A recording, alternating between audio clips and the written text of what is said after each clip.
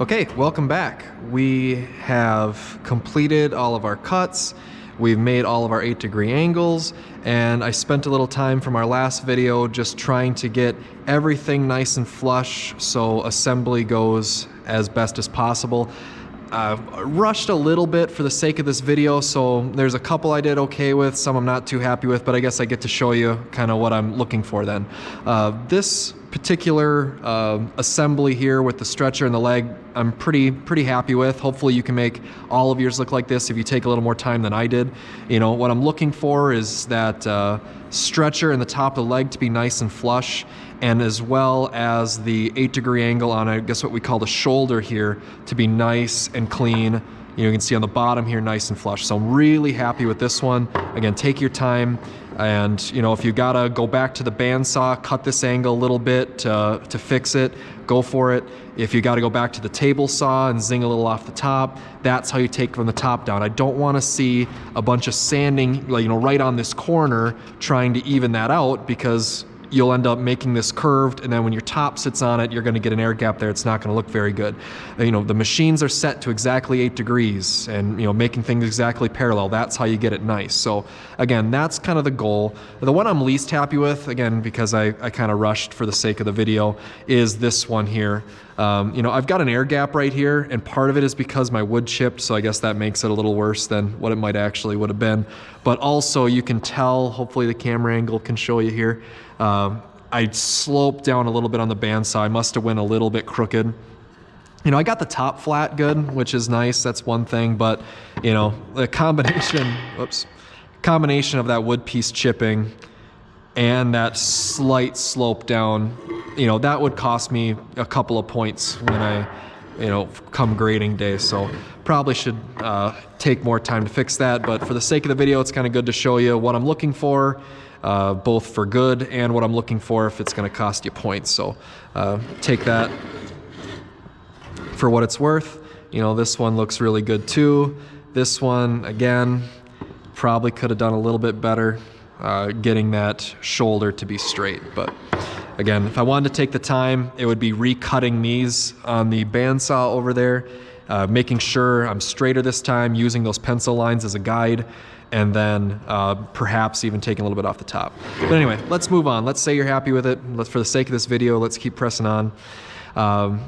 One thing I have done in the downtime off camera is just give everything a good once-over sanding with the 80 grit, sanding with the grain on everything. I took it all apart piece by piece to sand it, and notice a lot of my pencil lines are gone. Pretty much all of my pencil lines except for the ones at the top.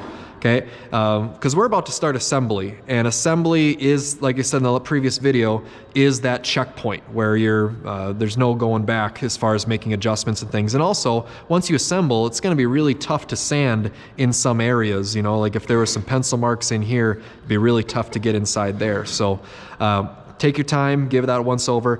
The one place you don't have to worry about pencil marks, and where you can actually put more pencil marks on, as you'll see up here, is the top, because the top of the top of your project is going to rest on the top of this assembly.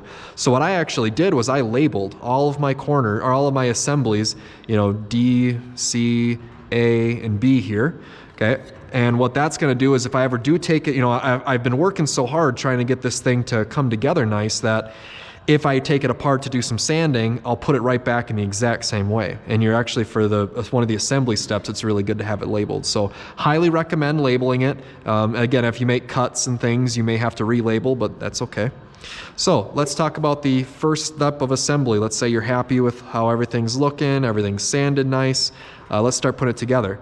What you're gonna need are 2 drills, one with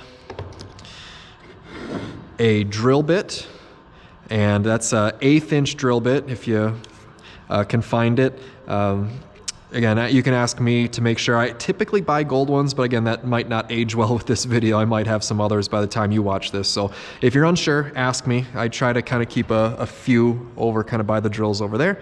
And then you're gonna need another drill with a Torx bit in it. This is the larger. I kind of keep 2 Torx bits over there, and this is the larger of the 2. Again, if you're unsure, ask me.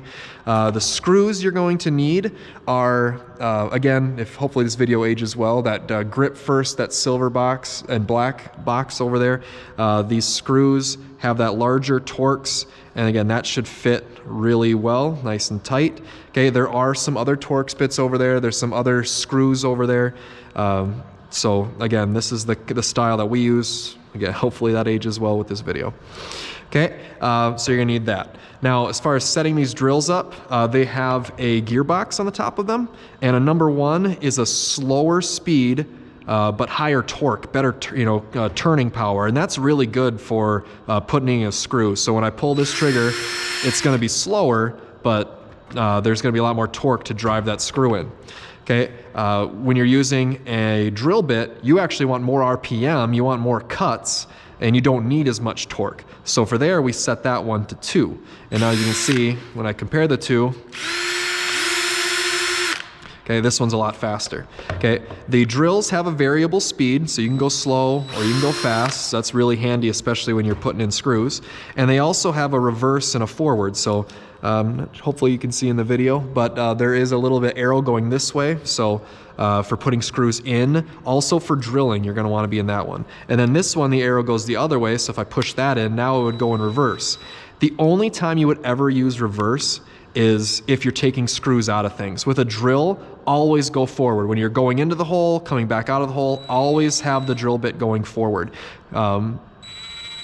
As you can see, these flutes on this drill bit are designed to auger the wood chips out of the project. And you never want to, like, after you go into the hole, if you're backing out, you wouldn't put it in reverse and auger the chips back in. So always go forward, okay? We're also going to be drilling some holes here. Also make sure you don't flex the bit and twist stuff, because you can break this bit inside here pretty easily with a bit this small. So anyway, the first thing we're going to do is pre-drill with this drill bit. Okay, if we just tried to use the screws with this other drill and just drive them into those holes, we'd have a problem. That screw displacing so much wood, you'd end up cracking and splitting these legs. So what we're gonna do is we're gonna go through our stretchers into our leg and remove some of that wood, which is gonna relieve a lot of the stress.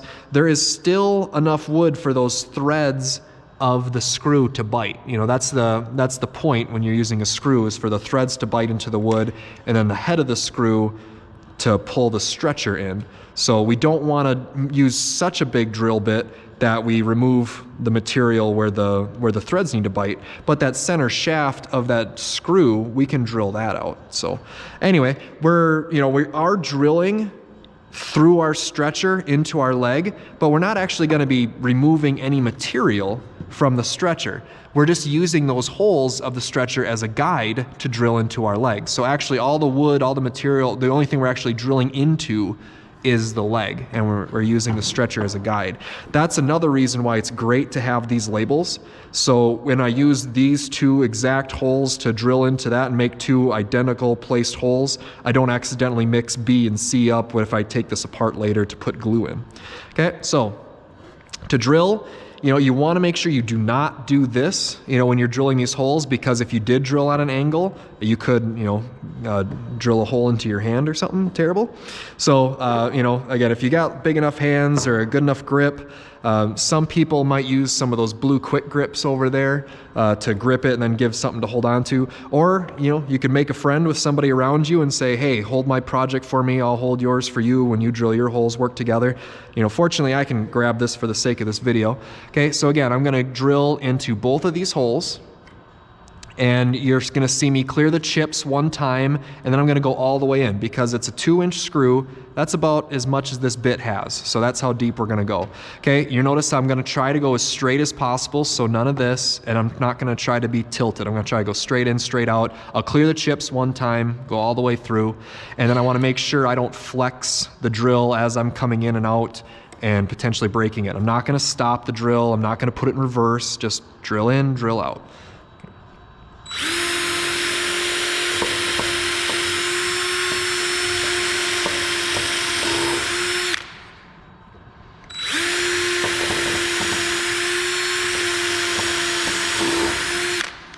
There's one.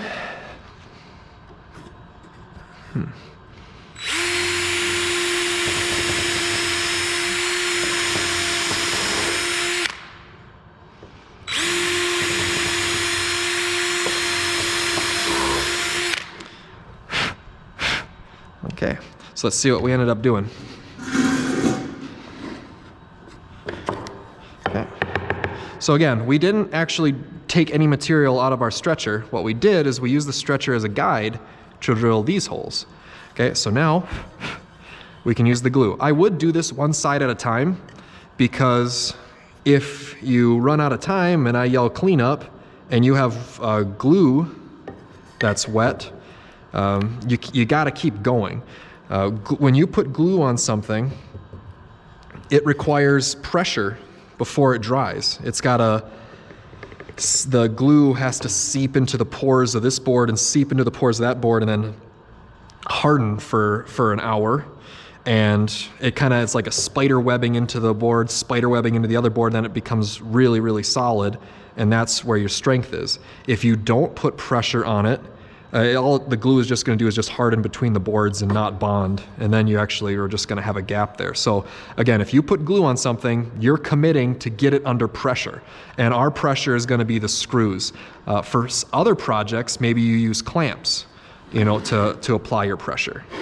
But as far as how much glue to apply, you kind of saw how much I did. That's a pretty good estimate. You can see a little bit of glue is coming out. I'm going to clean that up, but with the little bit of glue coming out, you put in enough.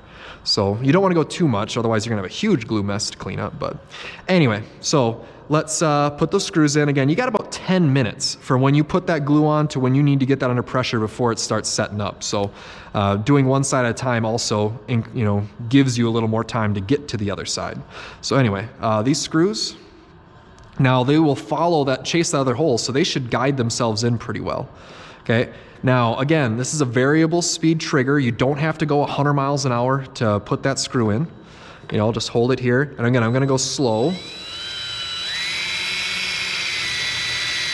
Now, the question always is, how deep do I go? Did I go deep enough? Okay, and my answer to that is, when you feel the torque, okay, and you saw my hand kind of twist there because all of a sudden it got harder for the screw to go in, that's about right. If you see your glue squirt up a little more, that means they came together, they started pinching. You're probably almost there, okay?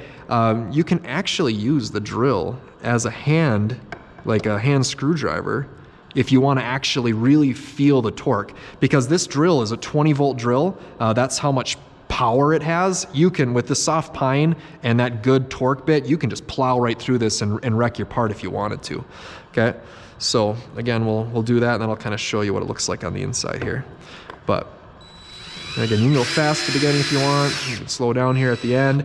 Good forward pressure is going to keep it from skipping. If you don't put good forward pressure, or if you're at an angle, things are going to keep jumping. You're going to keep doing stuff like that and end up dulling my bits. So good forward pressure. You kind of pushing back with my other hand, but also take your time. And then I'm gonna, again, you can twist it by hand there if you kind of like to get a feel for it. Okay. So hopefully you can see that screw head is kind of almost flush with where the wood bottom, or where the bottom of our counter bore is. We kind of just displaced that a little bit and now became the bottom. That is probably about perfect. Everything looks tight. Everything came together really, really well. I think that's good. So we'll do the same thing over here.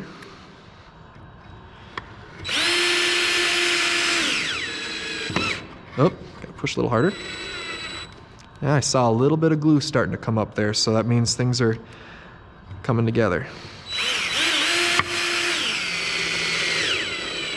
Okay, and I saw the project just twisted a little bit. Things are coming together tight. Looking at these, that one looks pretty good. That one might be able to go a little tighter. There we go. Good. Okay, so to clean this up, you can, if it's really minor like that, I just use my finger. Clean that up. If it's a little more excessive, like if you actually have like drips coming down your project because you put way too much glue on, the answer is a damp paper towel. that cleans up your fingers good too. Okay, like I said, don't worry if it gets on your fingers, it comes off easy. Okay, but yeah, a damp paper towel. It's so much easier to clean when the glue is wet. If you let the glue dry and it dripped down, the glue dry, now you got to actually sand it off, and glue is a lot harder than pine.